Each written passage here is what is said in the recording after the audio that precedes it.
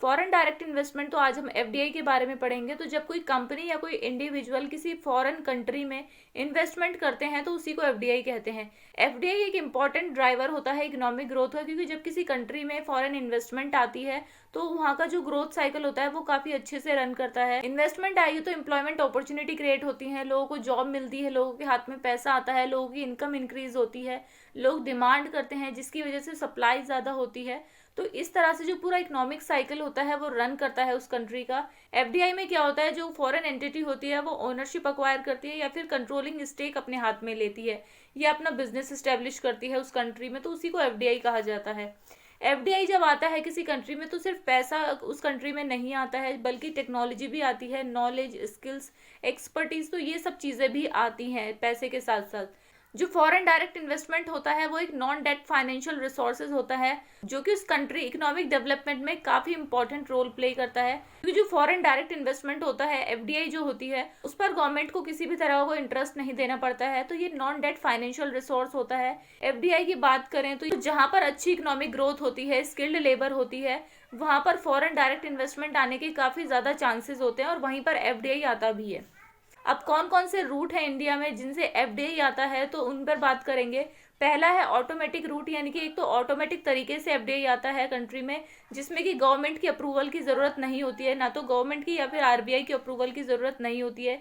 जैसे कि medical device हो गए, thermal power, civil aviation services, इस तरह की जो सर्विसेज होती हैं उनमें गवर्नमेंट की या आरबीआई की अप्रूवल की जरूरत नहीं होती है। तो ये होता है ऑटोमेटिक रूट, जिसमें कि गवर्नमेंट या आरबीआई की अप्रूवल की जरूरत नहीं होती है।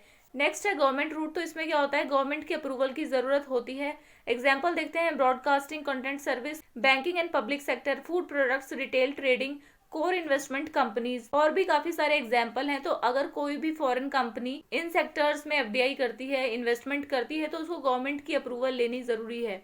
बेनिफिट्स की बात करें कि फॉरेन इन्वेस्टमेंट से क्या बेनिफिट होता है किसी भी कंट्री को, तो इस पर थोड़ा डिटेल में बात करेंगे। जब एफडीआई आता है तो फिर फाइनेंशियल रिसोर्सेज तो आते ही आती हैं, साथ में टेक्नोलॉजी आती है, स्किल आती है, नॉलेज आती है, और एम्प्लॉयमेंट अपॉर्चुनिटीज क्रिएट होती हैं लोगों के लिए। काफ़ी ज़्यादा कॉम्पिटिटिव बिजनेस एनवायरनमेंट बनता है जब एमएनसीज आती हैं, तो जो लोकल प्रोड्यूसर्स होते हैं वो भी एक कंपटीशन में आ जाते हैं, तो एक तरह से कंपटीशन क्रिएट होता है कंट्री में।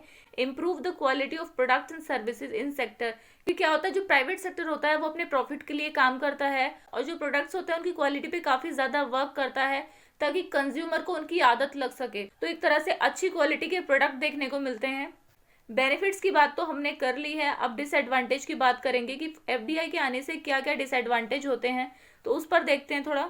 फॉरेन डायरेक्ट इन्वेस्टमेंट आने से क्या होता है, एक तरह से डोमेस्टिक इन्वेस्टमेंट को काफ़ी अफेक्ट होता है, एंड डोमेस्टिक कंपनीज जो होती हैं ना वो बहुत ज़्यादा अफेक्ट होती हैं, क्योंकि जो एमएनसीज होती हैं वो बहुत ही अच्छी टेक्नोलॉजी यूज़ करती हैं, और जो लोकल बिजनेसमैन होते हैं वो कम्पीट नहीं कर पाते हैं एमएनसीज के साथ। तो कहीं ना कहीं इस तरह से जो है ना, बहुत ज़्यादा जो लोकल प्रोड्यूसर होते हैं, लोकल बिजनेसमैन होते हैं, उनको कहीं ना कहीं काफ़ी ज़्यादा नुकसान होता है फॉरेन इन्वेस्टमेंट के आने से। जो स्मॉल कंपनीज होती हैं कंट्रीज में, वो एमएनसी का मुकाबला नहीं कर पाती हैं, उनके साथ कम्पीट नहीं कर पाती हैं, जिसकी वजह से क्या होता है ना, शट डाउन हो जाती हैं, बंद हो जाती हैं वो दुकानें। क्योंकि क्या होता है, अब मैकडी के साथ अगर कोई रोड साइड फूड सेलर है उसको कम्पीट करने के लिए कहें तो उसके लिए काफ़ी ज़्यादा मुश्किल होगा मैकडी के साथ कम्पीट करना। जो एमएनसीज होती हैं वो उनके पास पैसा होता है, वो अब काफ़ी ज़्यादा प्रमोशन के पास काफ़ी ज़्यादा टैक्टिक्स होती हैं अपने बिजनेस को उठाने के लिए, और वहीं अगर जो लोकल बिजनेसमैन होते हैं वो कहीं ना कहीं सफ़र करते हैं, फाइनेंशियली भी सफ़र करते हैं, एंड उनके पास उतनी अच्छी टेक्नोलॉजी, उतने अच्छे चांसेस भी नहीं होते हैं कि कैसे अपने बिजनेस को काफ़ी अच्छा ग्रो किया जाए। एफडीआई कहीं ना कहीं एक्सचेंज रेट को भी अफेक्ट करती है, क्योंकि जब बहुत ज्यादा डॉलर आता है कंट्री में तो उससे कहीं ना कहीं एक्सचेंज रेट अफेक्ट होती है। सो ये कुछ नेगेटिव्स हैं फॉरेन इन्वेस्टमेंट के, कि जब फॉरेन इन्वेस्टमेंट आती है कंट्री में तो क्या क्या प्रॉब्लम देखने को मिलती है। सो एफडीआई काफ़ी इंपॉर्टेंट टॉपिक है, हमेशा कुछ ना कुछ चेंजेस इसमें होते रहते हैं, कभी किसी सेक्टर में इंक्रीज कर देती है गवर्नमेंट, कभी किसी सेक्टर में कम कर देती है, एंड काफ़ी सारे रेगुलेशंस भी लाती है कि किस तरह से एफडीआई को कंट्रोल करना है। क्योंकि कभी कभी क्या होता है, कंट्री का पैसा ही एफडीआई की फॉर्म में हमारी कंट्री में आता है, तो वो सारी चीजें भी ध्यान में रखती है गवर्नमेंट। इस तरह से इस टॉपिक को डिटेल में डिस्कस किया है। I hope you like this video. Thank you, have a nice day.